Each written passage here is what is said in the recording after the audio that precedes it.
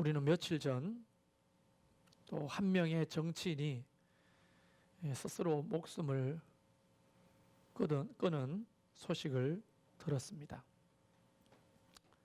노무현, 성완종, 노회찬, 정두원, 그리고 박원순 서울시장까지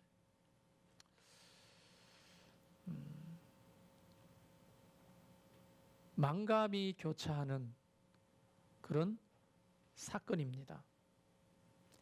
하기야 한 사람이 죽고 사는 거 요즘은 너무 흔한 일이죠. 그런데 사회에 영향력을 끼쳤던 유명인이 또 스스로 목숨을 끊는 일을 지켜보면서 목사는 상당히 많은 복잡한 생각이 드는 것이 사실입니다.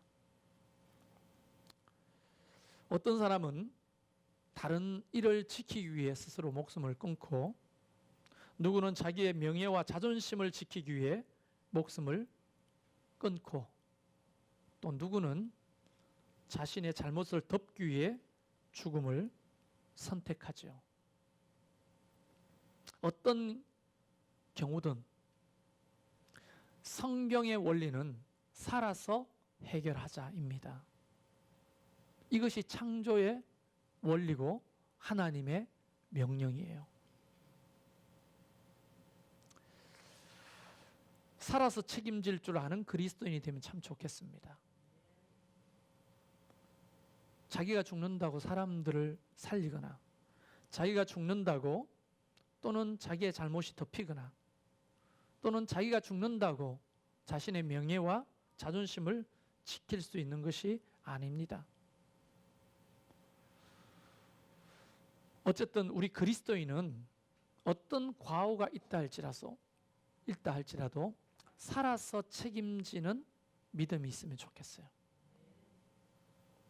그렇지만 이미 고인이 되신 우리 박원순 시장님의 영면을 빕니다. 그리고 또 우리는 지난 금요일 오후 6시 시작으로 교회의 공식적인 예배 외에 모든 소모임을 금지하는 행정명령 앞에 놓여 있습니다. 의견이 분분합니다. 제가 자주 거론되는 거지만 어제도 늦은 밤 야식을 좀 먹고 싶어서 최대성 목사님 가족과 함께 인근 식당으로 갔더니 소그룹 모임을 하고 술을 한창 걸치는 사람들이 너무 많았습니다. 교회에서 구역 예배 또는 성가대 연습 기도회, 우리로 말하면 목장 모임, 이런 것들을 만약에 행정명령으로 모이지 말라고 한다면 카페나 식당에서 지금도 수두룩빽빽하게 모이는 사람들의 모임마저도 행정명령으로 금지해야 타당한 행위라고 저는 판단하고 있습니다. 거기는 내수시장이 돌아가는 현장이고 교회의 모임은 내수시장에 전혀 도움이 되지 않습니다. 뭐 때문에 교회를 이렇게 핍박하는지는 모르겠으나 아무리 따지고 생각해봐도 형평성에 있어서는 꽤 갈등의 요지가 많습니다. 그래서 저는 개인적으로 우리 국민에게 주어진 두 가지 권리가 있습니다. 하나는 투표권. 대통령이든 이 나라를 섬기는 종들을 우리 손으로 뽑을 수 있는 이 투표권을 행사하는 것, 할 수 있는 권리고요. 헌법에서 정한. 그리고 또 하나가 저항권입니다. 잘못된 판단과 정치를 했을 때 국민은 그것을 거부할 수 있는 저항권이 주어져 있습니다. 헌법에 보장되어 있어요. 그래서 저는 개인적으로는 이 행정 명령에 대한 저항권을 사용하고 싶습니다. 그러나 제가 그렇게 하지 않는 이유는 아주 단순합니다. 그것은 바로 불신 가족들 때문에, 그리고 믿음이 연약한 자들 때문에 그렇게 하지 못하는 것 뿐이에요. 후에 분명히 역사는 이것을 다시 진단하고 판단할 날이 올 거라고 저는 예상이 됩니다. 앞으로 말세가 가까울수록 이런 일들은 너무 많이 일어날 거예요. 마태복음 24장 9절 10절 제가 한번 읽어드리죠. 여러분 찾을 필요 없으시고요. 마태복음 24장 9절과 10절에 이렇게 예수님은 마지막 때를 예언하고 계시는데요. 그때 사람들이 너희를 환난에 넘겨주겠으며 너희를 죽이리니 너희가 내 이름 때문에 모든 민족에게 미움을 받으리라. 그때 많은 사람들이 실족하게 되어 서로 잡아주고 서로 미워하겠으며. 뒷이야기는 불법이 성함으로 많은 사람이 사랑이 식어진다고 말씀하고 계십니다. 갈수록 우리 교회는 핍박의 대상이 될 거라는 거죠. 코로나 확진자의 분포도를 내놓고 보면 교회의 공식적인 모임이나 소그룹에서 직접적으로 감염된 사례는 아주 미미합니다. 그럼에도 불구하고 수많은 집단 중에 왜 교회의 모임만을 행정적으로 중지하라고 명령하는지 도무지 목사로서 이해되지 않습니다. 그래서 저는 이 방송이 인터넷에 계속 올라가기 때문에 정세균 총리한테 분명히 밝힙니다. 저 개인적으로는 그것을 저항합니다. 그러나 여러분의 가족 중에 예수 믿지 않는 사람, 그리고 믿음이 연약하여 이것을 영적인 사실로 해석하지 못하는 사람들을 위해서는 제가 그것을 물려야 하는 거예요. 그게 너무 속상한 거예요, 사실은. 어쨌든 말세가 될수록 우리의 믿음을 지키기는 참 힘들어질 겁니다. 그리고 헷갈릴 겁니다. 무엇이 옳은 건지 그런 건지. 갈수록 더 심해질 거예요. 우리에게 캐논이라고 하는 이 정경, 캐논이 뭐예요? 기준이라는 거죠. 잣대라는 거죠. 이것이 없는 자는 늘 헷갈릴 겁니다. 그러나 이것을 가지고 있는 자, 마음에 품고 있는 자, 그것을 배우고 읽고 이 말씀을 듣는 자는 헷갈리지 않을 겁니다. 여러분이 만약 헷갈린다면 그것은 여러분 마음속에 말씀이 잣대가 되지 못한다는 증거 중에 하나겠죠. 어쨌든 우리는 이런 힘들고 은근히 신앙생활을 하기 힘든 이 시대를 살아갑니다. 이런 시대를 살아가고 있는 모든 성도들에게 하나님은 오늘 본문을 통해 위로하고 계신 것 같아요. 그래서 오늘 본문을 통해서 우리가 함께 위로를 좀 얻기를 바랍니다. 예수님이 주로 사역했던 지역은 갈릴리 주변입니다. 그러니까 메인 사역지예요. 예수님을 만나려면 어디 가냐? 갈릴리에 가서 조금만 찾아보면 예수님을 만날 수 있었습니다.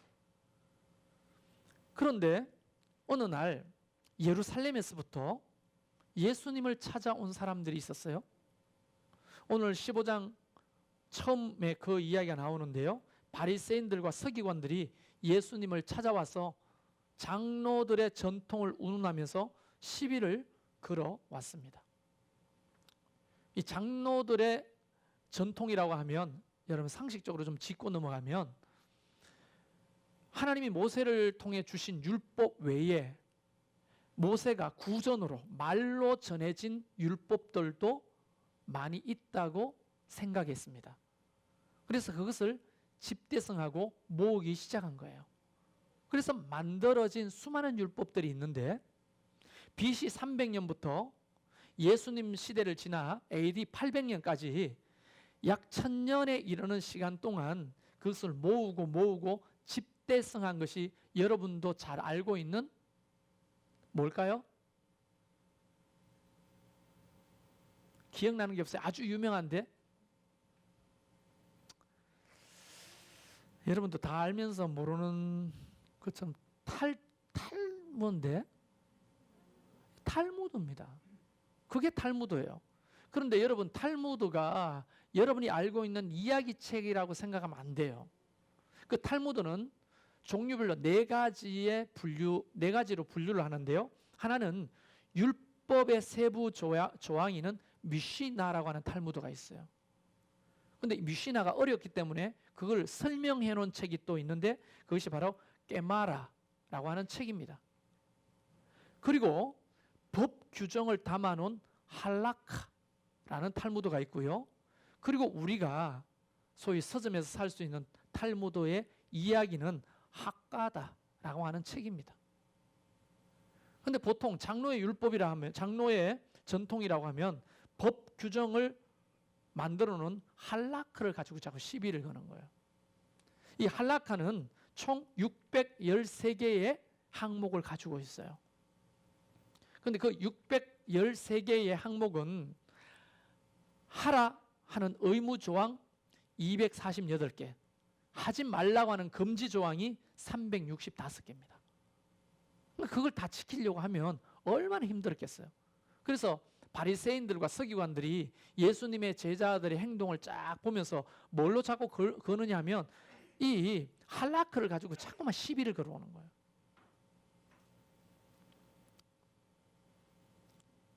그런데 여러분 그거 아시죠? 하나님의 사랑이라고 하는 정신이 율법의 정신이에요. 그런데 율법의 정신은 온데간데 없고 율법의 형식만 가지고 살아가는 그 바리새인들과 서기관들이 예수님을 찾아왔을 때 성경을 읽으면 멋지게 한 방 먹이십니다. 사실 그게 중요하잖아요. 내용물이 중요하지 껍데기가 중요한 게 아니잖아요. 여러분 껍데기가 더 중요해요? 10만 원짜리 포장지에 2천 원짜리 사탕 어때요? 괜찮아요? 근데 중요한 것은 껍데기가 아니라 내용물이잖아요. 율법의 규정들이 아니라 율법이 가지고 있는 정신이 훨씬 더 중요한 거거든요. 그런데 바리새인들과 서기관들은 그거 없이 주님께 맨날 시비를 걸어왔다는 거예요. 어디서부터? 예루살렘에서 갈릴리까지 거기가 어디라고 그렇게 찾아와서 시비를 거냐고. 그리고는 예수님이 그 사건 이후에 제자들을 데리고 두로와 시돈 지방으로 가셨습니다. 자, 그 사건이 있고 난 다음에 그것을 누가 지켜봤어요? 제자들이 그 시비 거는 장면을 다 지켜봤잖아요. 그리고 예수님께서 하시는 내용들의 말씀인 적슨 그 바리새인들과 서기관들에게 뭘 지적하냐면 하나님이 우리에게 주신 율법의 정신은 사랑이다. 사랑이 없이 율법의 규정만을 강조하는 너희는 껍데기다. 이런 얘기를 하시고는 제자들을 데리고 두로와 시돈으로 가시는데 이 장소가 굉장히 의미 있는 장소라는 거예요. 그곳은 어느 지역이냐면 바로 이사야 23장에서 말하는 가장 심판받을 대상인 나라, 도시국가. 그게 어디냐? 이방인들이 사는 우상 숭배가 가득한 두로와 시돈이라는 거예요. 예수님께서 율법과는 전혀 상관없는, 율법을 들어본 적도 없고 율법과 상관없이 살아가는 두로와 시돈 지방으로 가셨다는 거예요. 제자들이 따라 나서면서 껄끄러웠겠어요? 껄끄럽지 않았겠어요? 왜냐하면 그때 당시에 유대인들은 이방인들을 다 뭐로 취급하느냐 하면 개 취급했어요. 개 취급. 근데 예수님께서 개들이 우글우글 사는 그 지방으로 가신다는 거예요. 처음에 어디로 가시는지 몰랐지.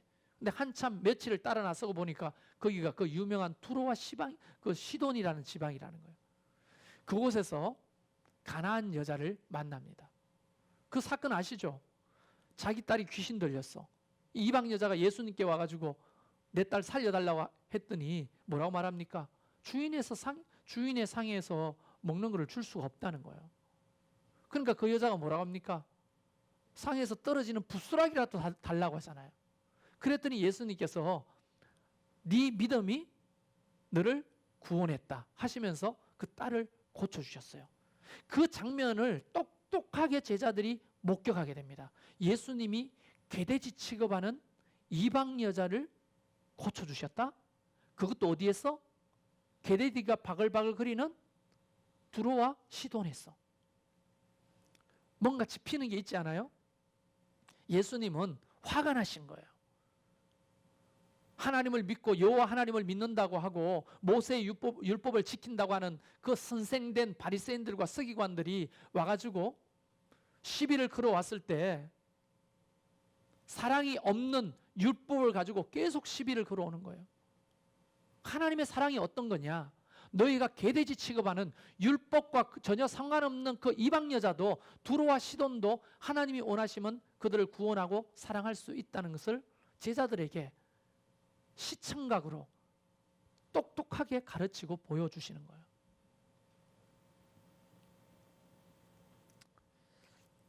그런데 어떤 일이 벌어졌냐?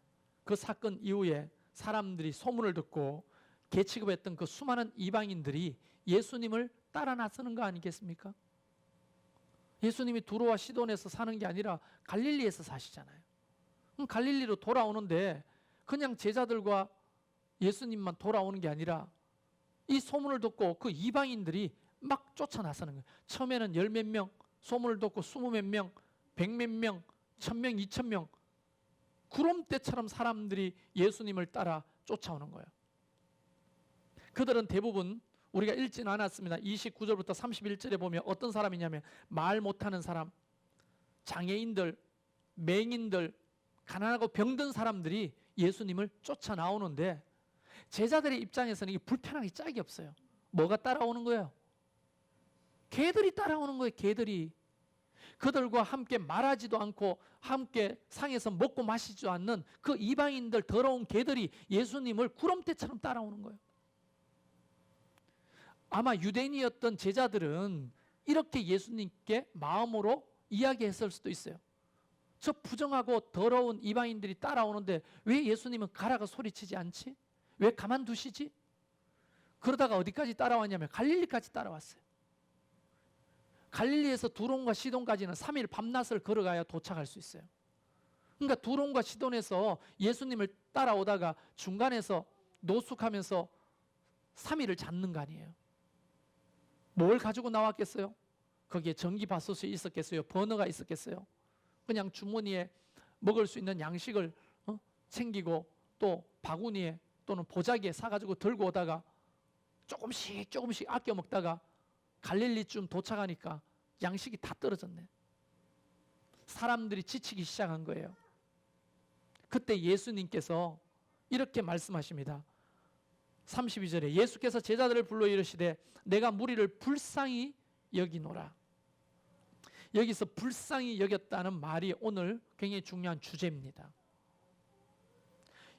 불쌍히 여기다는 이 말은 헬라어로 플랑크니조마이라는 말을 쓰는데 이걸 동사로 말하면 스플랑크논이라는 말이에요. 이 말은 창자를 의미합니다. 창자. 그러니까 불쌍히 여기는데 불쌍하다 이게 아니에요. 창자가 뒤틀어지는 그 아픔을 가지고 속에서부터 올라오는 불쌍함을 가졌다는 거예요. 그래서 보통 우리가 긍휼이라고 말할 때 긍휼은 행동하는 사랑을 말하거든요. 아, 저 사람 불쌍하다. 이런 동정으로 끝나는 게 아니에요. 우리는 동정도 못할 때가 많잖아요. 불쌍한 사람 보고 불쌍하다고 여기지도 못할 때가 많아요. 그런데 저 사람 참 불쌍하다. 불쌍하다. 요거까지가 동정이야. 근데 그 불쌍한 사람을 위해서 어떤 행동을 안 해요. 근데 긍휼은 뭐냐? 이 컴패션은 그 불쌍한 사람을 위해서 뭔가 액션을 취하는 것까지 따라가야 그게 긍휼이에요. 예수님께서 자기를 따라 나선 그 개돼지 취급받던 수많은 환자들, 그것도 이방인들 환자들, 가난하고 병든 자들을 향해서 어떻게 불쌍히 여기느냐? 창자가 뒤틀려지는 그 불쌍함으로 불쌍히 여기신다는 거예요. 저는 여기로부터 설교를 출발하려고 하는 겁니다. 우리가 비록 이런 시대를 삽니다. 주님을 따라 나선 지가 여러분 얼마나 되셨어요? 우리 모두는 다 이스라엘 백성들이 아니니 이방인들이잖아요. 여러분은 언제부터 주님을 따라 나서신 것입니까? 주님을 따라 나섰는데 배가 고프잖아요. 주님을 따라 나섰는데도 지쳤잖아요. 주님을 따라 나섰는데도 기진맥진하잖아요. 이런 사람들을 향해서 주님은 불쌍히 여기신다는 거예요. 할렐루야. 그래서 제가 개인적으로 굉장히 많이 회개한 것이 목사로서 뭐냐면 함께 따라와줬던 사람들을 돌보지 않고 앞만 보고 달렸던 지난 날을 굉장히 돌아보면서 반성도 하고 회개도 많이 했어요. 특히 자녀들에 대해서. 그런 거잖아요. 선교사는 소명을 받고 선교지를 나갑니다. 그런데 자녀들은 무슨 소명을 받았어요? 부모가 가니까 따라갔잖아요. 최대성 목사나 나는 소명을 받고 목사가 되었습니다. 그런데 사모님이나 아이들은 무슨 소명을 받았어요? 아버지가 목사니까 할 수 없이 아버지인 거예요. 어제 제 아들내미하고 이야기하다가 아들내미가 어느 식당에서 친구들이랑 한잔을 했대. 근데 거기에 우리 교회 집사님들이 있었던 거예요. 그 사실을 알게 되면서 옛날부터 그것이 얼마나 큰 트라우마인지를 이야기를 했어요. 그 자체가.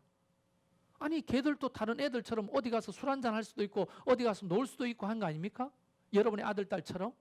근데 목사라고 하는 아버지가 목사라는 것 때문에 어디 가가지고 맥주 한 잔을 못하고 어디 가서 놀지도 못하는 거예요. PC방 갈 때도 항상 그는 이렇게 교회 사람들이 있나 없나를 살피고 게임을 했어야 됐다고 하더라고요. 이게 PK들의 아픔이죠. 어쨌든 그런 부르심을 입지 않은 그 사람들조차도 사실은 얼마나 지치고 힘들었겠어요. 그걸 따지지를 못한 거예요. 살펴보지를 못한 거예요. 아직도 후회가 많이 되는데요. 이제 리더들이 우리 집에 오면 꼭 집에서 치킨이나 족발을 시켜 먹었어요. 그러면 신년이 예본이가 먹고 싶어가지고 문을 요만큼 열고 이렇게 보는 거예요. 그러면 제가 들어가. 이모 삼촌들 회의하는데 들어가 빨리. 얼마나 먹고 싶겠냐고 그 치킨 한 조각이. 그래서 내가 어떻게 했냐면 개밥 주듯이 다른 밥그릇에 몇 개 옮겨가지고 방에 넣고 문을 닫고 여기서 먹으라고. 나에게 중요했던 것은 회의였습니다. 그 모임이었어요. 그렇게 따라오는 아이들을 돌보지를 못했던 거예요. 그래서 제가 지금도 여러분에게 부탁하지만 뭐 준이 건이가 있지만 쟤들이 너무 착해가 다행인데 혹 질풍노도의 시기를 겪고 여러분 지나다가 어떤 행위를 보더라도 감사주고 덮어주시길 바라요. 목사 아들내미가 그래서 되겠냐고 이런 말을 하지 마시길 바라요. 쟤들이 사명을 받았어요? 소명을 받았어요? 우리 아이들과 똑같은 거 아닙니까? 어쨌든 성도들도 마찬가지죠. 청춘을 바치고 나를 따라왔던 개척 멤버들이나 또 이 진접에서 함께했던 오래된 성도들이나 돌아보면 그들도 배고프고 지쳐 있었을 거 아니에요. 근데 앞만 보고 달렸던 저의 모습 굉장히 후회스럽습니다. 사실은 앞으로는 제 성향 자체가 그렇게 잘 못하는 성향이지만 그래도 자주 돌아보고 자주 기도하고 하겠습니다. 예수님이 그런 분이니까 내 성향이 그렇지 못한다 할지라도 따라하는 것이 맞는 것이죠.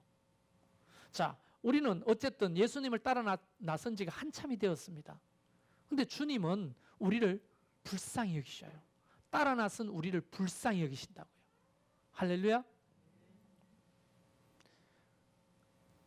그런데 그 불쌍히 여기는 대상이 누구냐 봤더니 이방인들이에요. 그래서 주님은 불쌍히 여길 때 제일 먼저 뭘 따지지 않느냐면 자격을 따지지 않아요. 두로와 시돈으로부터 이 갈릴리까지 3일 밤낮을 따라온 이방인들, 그들을 향해 불쌍하다고 말씀하시는 거예요.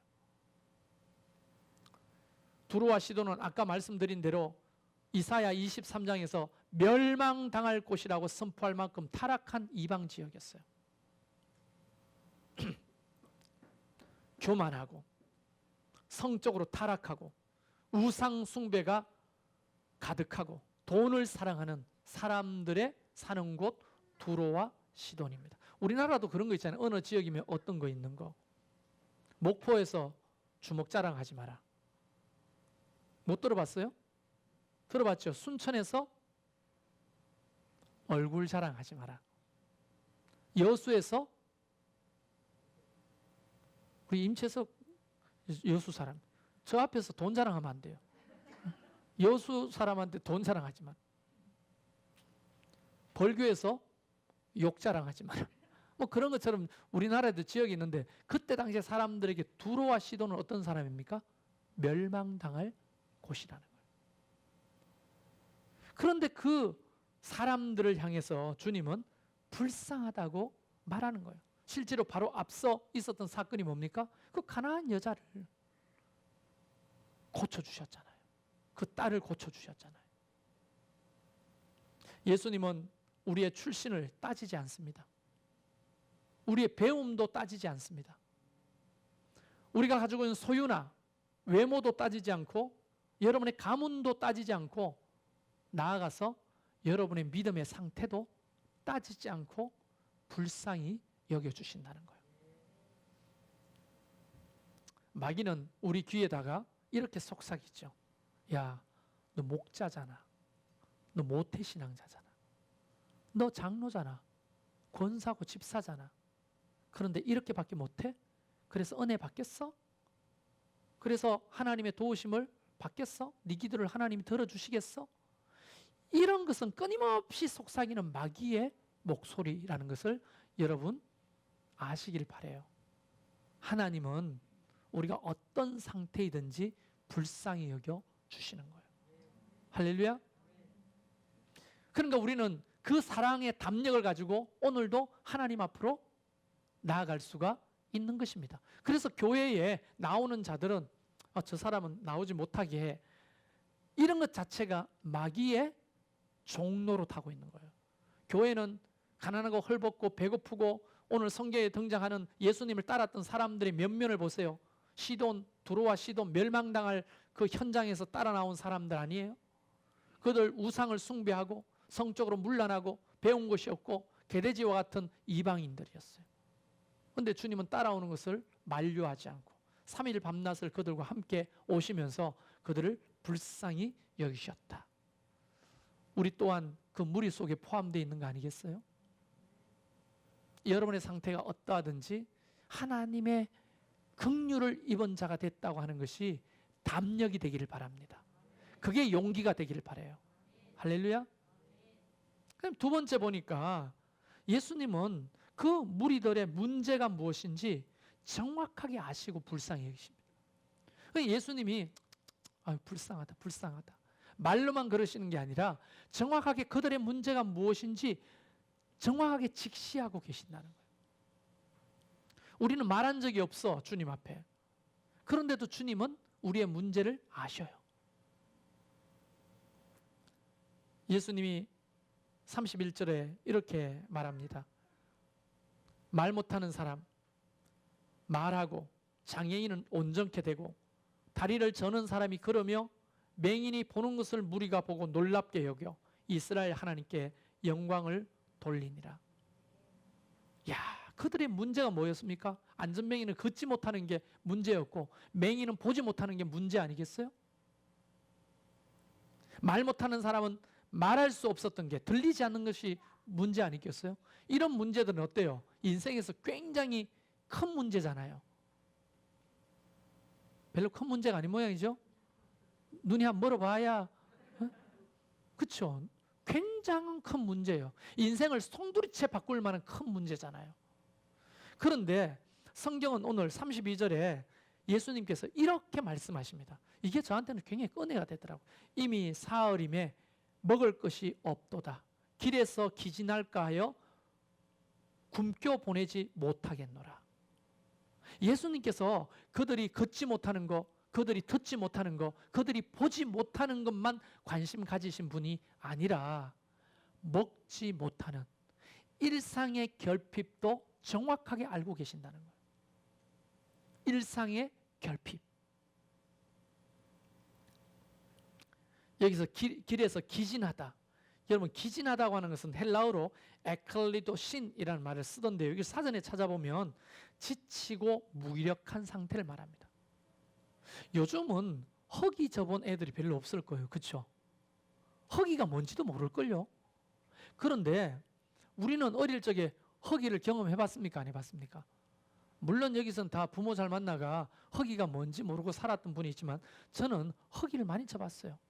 물론 내가 밥을 안 먹어서 허기를 쳐봤죠. 가난해서 허기를 쳐본 경우는 아닌 것 같아요, 솔직히. 근데 허기를 쳐보면 우선 손이 떨려요. 손이 발발발 떨려. 이 경험하지 못한 사람들이. 그런데 그리고 앞이 노래져. 소위 뭐 오늘날 말하면 당 떨어질 때 느낌하고 비슷한 거예요. 어쨌든 배가 고프면 당도 떨어지니까 허기지면요 손이 발발 떨리고 혈압이 떨어지고 막 숨이 가빠지고 아무것도 할 수 없는 상태가 되는 거예요. 사람들이 지금 허기가 졌다는 거예요. 여러분 3일 밤낮을 세 끼 먹을 걸 가지고 따라온 사람이 누가 있었겠어요? 아마 그들은 한 이틀 정도는 굶었지 않았겠어요? 그런데 주님은 그것을 정확하게 알고 계신 겁니다. 그 무기력하고 지쳐 쓰러질 것 같은 상태를 정확하게 진단하고 계시는 겁니다. 아니 저 좋아서 따라왔지 뭐. 걸으려고 따라온 거 아니야? 눈 보려고 따라온 거 아니야? 그리고 들으려고 따라온 거 아니야? 나도 가장 인생의 큰 문제 해결을 받으려고 따라왔는데 뭐 배고픈 것쯤이야 뭐 별것도 아니지. 이렇게 치부하지 않았다는 거예요. 주님은. 인생의 송두리째 움직일 만한 큰 문제도 정확하게 아셨지만 주님이 날마다 그들이 배가 고파 힘들어하는 가장 작은 문제조차도 주님이 파악하고 계신다는 거예요. 그러면 떠오르는 말씀들이 있잖아요. 하나님이 우리의 머리털까지도 다 세신 바 된다. 아니 머리털 까지고 오늘도 제가 머리 감는데 탈모가 있는가 봐. 머리가 좀 많이 빠지더라고요. 그런데 주님은 그 빠진 털이 몇 개인지도 다 아신다는 거 아닙니까? 저와 여러분의 모든 세세한 부분의 결핍을 하나님이 아신다는 거 아닙니까? 말하지 않아도 하나님이 아신다는 거 아닙니까? 그들이 배가 고프다고 아우성을 친 게 없습니다. 왜냐하면 저들도 낯짝이 있잖아요. 주님을 왜 따라왔어요? 인생의 큰 문제를 해결하려고 따라 나선 거 아닙니까? 근데 작은 문제를 이야기하는 것은요 면목이 없는 거죠. 그러니까 그들은 배가 고파도 이 큰 문제를 해결하려고 주님을 따라오면서 배고프다는 소리를 못하죠. 근데 주님은 말하지 않았던 그 정확한 이유를 간파하고 계셨다는 거예요. 엘리야가 번아웃이 됐습니다. 더 이상 주님의 일을 감당할 수가 없어요. 그래서 그는 도망갔습니다. 저 멀리 광야로 도망가가지고 로뎀 나무 밑에 그냥 누워버렸어요. 그 말은 쉬려고 누운 게 아니에요. 죽어버리려고. 그런데 하나님이 까마귀를 통해서 날마다 떡과 고기를 배달해 주시는 거예요. 그래서 배달 원조는 하나님이야. 하나님이 엘리야에게 떡과 고기를 배달해 주시는 거예요. 여러분 이런 섬세함을 가지고 주님은 언제나 사람을 이끌어 가셨다는 거예요. 할렐루야. 그때 당시에 엘리야를 이렇게 세워서 누구한테 보냅니까? 또 사렙 땅에 있는 과부한테로 보내잖아요. 그는 이제 요만큼 남은 가루하고 몇 방울 남은 기름으로 아들하고 마지막 떡을 구워서 먹고 죽을 참이야. 근데 하나님이 엘리야를 그 먼 거리를 보내시는 거예요. 누구의 필요를 채워주십니까? 그 사렙 땅 과부의 그 필요를 채우기 위해서 엘리야를 보내시는 거예요. 하나님이 그렇게 섬세하시다니까. 그들의 모든 말하지 않는 부분까지도 하나님이 간파하고 계신다는 거예요. 그래서 이런 말씀 하시죠. 구하지 않아도 하나님은 우리의 필요를 아시는 거예요. 또 이 말 들으면 기도할 필요도 없네, 이러지 말고요. 기도는 뭘 구하려고 나오는 게 아니라 주님과 교제하기 위해서 나오는 거 아니에요? 사흘길을 따라 나선 그들에게 지금 어떤 상태인지 정확하게 파악하시면서 불쌍히 여기시는 거예요. 우리를 향해 또 불쌍히 여기는 게 다른 게 아닙니다. 바로 그런 연약한 부분까지, 세세한 부분까지 하나님이 아시면서 불쌍히 여기시는 거예요. 근데 목사는 한계가 있잖아요. 그래서 여러분이 말하지 않으면 압니까 모릅니까? 근데 간혹 성도들은 그런 착각을 하는 것 같아요. 말하지 않아도 목사님은 알 거라고. 그럼 내가 왜 여기 있겠냐고. 예? 말하지 않아도 아는 존재면 내가 왜 여기 있겠냐고. 말해야 합니다. 그래서 전화해주고 문자로 어떻게 해주고 부탁해주고 이야기하면 아, 이런 아픔이 있구나, 기도 제목이 있구나, 어려움이 있구나, 도와야 되겠구나 하는 거예요. 우리 뒤에 오옥조 집사님이 큰아버님을 모시고 있습니다. 편찮으셔요. 80이 넘으셨는데 교회 근방에 병원에 지금 입원해 계셔요. 근데 전화가 왔어. 이쪽으로 와겠다고. 전화인 즉슨 뭐예요? 신방 와달라는 거죠. 말하니까 알지. 아니 쥐가 여기 왔는지 안 왔는지 내가 어떻게 알 거야. 그러면 앉아가 기도 맞다 가면 오옥조가 큰아버지 모시고 여기 왔구나, 최대성 목사 갑시다, 이게 되냐고. 안 되지. 이야기를 해주니까 아는 거 아닙니까? 그런데 어떤 목자나 목녀는 섭섭해하는 거예요. 말하지 않는 것을 안 해줬다고 섭섭해하는 거예요. 말을 해주세요. 그러면 기도해드리고, 말을 하면 신방 가고, 말을 하면 제가 도울 것을 도울 수 있습니다. 그런데 참 고마운 것은 우리 하나님이 말하지 않아도 안다는 거예요. 좋죠? 그래서 이것이 우리에게 믿음이 되고 담력이 되면 좋겠어요. 주님을 계속 따르는 에너지가 되면 좋겠어요. 그리고 마지막 세 번째로, 알면 뭐해? 알면 뭐합니까? 오옥조 집사가 여기 큰아버지 모시고 병원에 입원한 거 알면 뭐예요? 어떻게 해야 되죠? 아니, 오옥조 집사님이 저한테 목사님 와서 기도 한번 해주시고 신방 와주세요, 말을 안 했어요. 그럼 왜 전화를 하겠어? 목사한테 왜 전화를 하겠어요? 아니, 신방 와달라는 거지. 그걸 꼭 그 정도까지 말아야 아냐고. 눈치 없는 게 인간이에요? 그래서 어제 제가 가가지고 큰아버님하고 기도도 해드리고 왔는데요. 보면 행동하지 않고 아는 것은 별로 의미가 없어요. 그런데 주님은 그 아는 것을 해결해 주시는 구체적인 방법을 가지고 계신다는 거예요. 그게 너무 힘이 되는 거예요. 어떻게 하십니까? 주님이 불쌍히 여기시면서 제자들에게 이렇게 묻습니다. 제자들에게 이렇게 말합니다. 너희에게 떡이 몇 개 있느냐? 그런데 제자들은 앞서 33절에 이렇게 생각하고 있었어요. 제자들이 이르되 광야에 있어 우리가 어디서 이런 무리가 배부를 만큼 떡을 얻으리이까? 내가 예수님이라면 궁뎅이를 확 차버리고 싶을 거예요. 왜냐하면 여러분, 이 성경을 안 읽어서 모르겠지만, 미안하면 여러분 무시하는 게 아니라 진짜 안 읽잖아. 바로 앞장에 14장에 어떤 역사가 있었냐면 오병이어의 기적이 있었어요. 지금 이거 그 오병이 아니고 칠병이어의 기적이잖아요. 이거는 오병이어의 기적이 불과 앞장에 있었다고요. 그런데도 제자들은 고질적인 불신을 가지고 있었어. 뭐라고 하냐면 이 광야에서 이 많은 사람 어떻게 먹이냐고, 어디서 떡을 사냐고. 예수님 볼 때 참 내가 이런 것들을 데리고 무슨 좋은 일을 보겠냐고 꺼지라 이러고 말하고 싶은데, 주님은 그렇게 말하지 않고 뭐라고 말하냐면 너희에게 가진 떡이 몇 개냐고 묻습니다. 주님이 책망치 않고 우리가 가지고 있는 너무나 작고 부족한 것을 통해서 창조주 하나님의 전지전능을 보여주겠다고 하는 하나님의 물음 아니겠어요? 오늘 우리에게도 이렇게 묻지 않습니까? 너희에게 가진 떡이 몇 개냐? 근데 따지고 보니까 우리에게 몇 개 있어요, 없어요? 사실 별거 없잖아요. 그런데 우리는 그것을 주님 앞에 내어놓을 수 있는 용기도 부족한 거예요.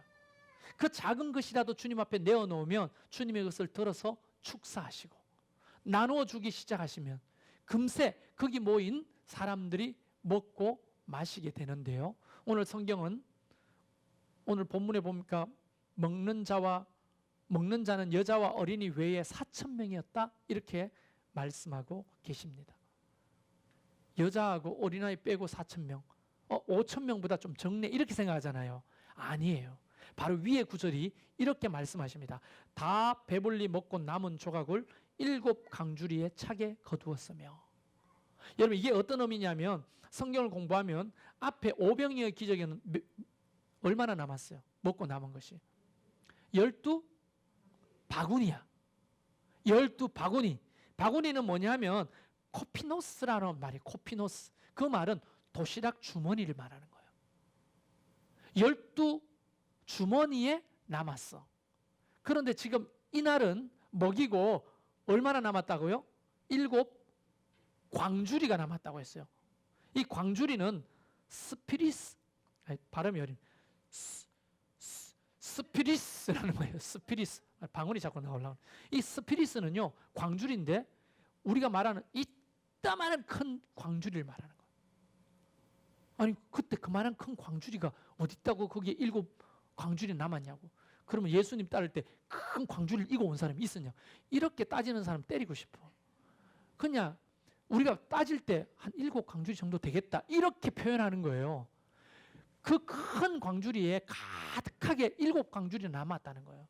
다시 말하면 이 7병이어의 기적은 앞에 5병이어의 기적보다 더 풍성했다는 거예요. 이방인들을 위해 더 풍성하게 먹였다는 겁니다. 하나님은 째째하지 않아요. 언제나 넉넉하게 해결해 주시는 분이십니다. 열왕기 4장의 42절부터 44절 읽어보면요, 엘리사가 자기 무리들과 함께 있었어요. 한 100여 명 되는 제자들과 있었어요. 근데 먹을 것이 없어. 근데 멀리서 하나님이 어떤 사람을 보냈는데 그 사람이 채소 조금과 떡 20개를 가지고 엘리사에게 준 거예요. 근데 엘리사가 그 광주를 받아 들고 그 자기를 따르는 무리에게 나누어 주라고 하는 겁니다. 아니 요만한 떡 20개로 100명이 어떻게 먹냐고. 그래도 우위가 좋으니까 조금씩 뜯어서 먹었겠지. 이게 아니에요. 성경 말씀을 보면 하나님이 뭐라고 하냐면 그 100명에게 나누어 주라. 남고 넉넉하리라 그렇게 말씀하셨어요. 실제로 열왕기하 4장에 보면 그것이 다 보리떡을 100명에게 먹고도 남음이 있게 되는 역사가 그곳에도 기록되어 있었거든요. 여러분 그거 기억나세요? 이스라엘 백성들이 40년 동안 광야 생활했죠. 하나님이 그 광야 생활 동안에 따지고 보면 한 200만 명인데 그 200만 명을 날마다 식당 차렸어요? 어떻게 먹이셨습니까? 만나와 메추라기로 한때도 굶기지 않고 먹이셨잖아요. 얼마나 풍성했습니까? 하나님이 하시는 일은 언제나 넉넉하고 풍성한 거예요.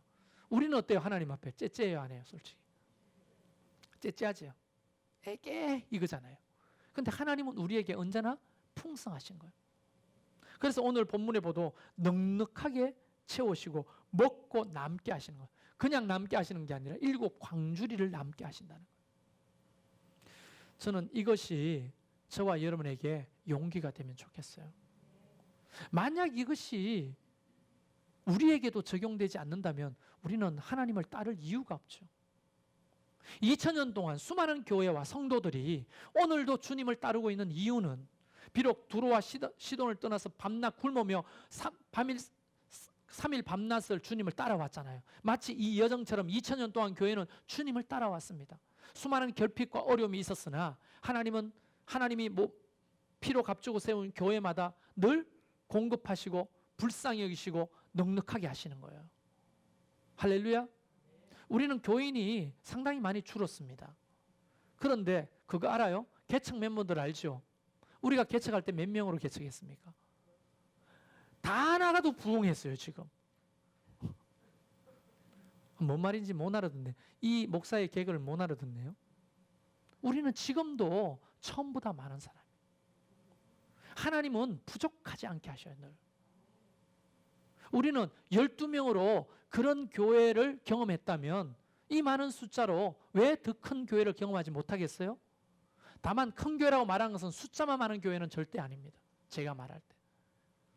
하나님의 뜻을 이루는 진짜 큰 교회, 하나님의 마음을 시원케 하는 큰 교회를 이루어 가시는 거예요, 하나님은. 그래서 주님은 지금 다루고 연단하고 깎아서 하나님은 어쩌면 우리를 7개 떡덩이와 2마리의 물고기로 사용하실 수도 있는 거죠. 할렐루야. 우리는 참 힘들고 어려운 시기를 살아가고 있습니다. 부인할 길이 없습니다. 그리고 이 시대에 우리는 주님을 따라 나선 사람들입니다. 아마 지쳤을 겁니다. 코로나 속에서 힘들 겁니다. 그러나 우리 주님은 우리를 불쌍히 여기십니다. 자격을 따지지 않습니다. 그리고 무엇이 결핍인지 세세한 것조차 정확하게 아십니다. 아실 뿐 아니라 정확하게 그것을 해결해 주시고 넉넉하게 채워주시는 분입니다. 이것을 우리는 우리 교회도 경험하게 될 것이고 여러분의 목장도 경험하게 될 것이고 이런 믿음을 가지고 계속적으로 주님을 따르는 자들이 경험하게 될 하나님의 은혜입니다.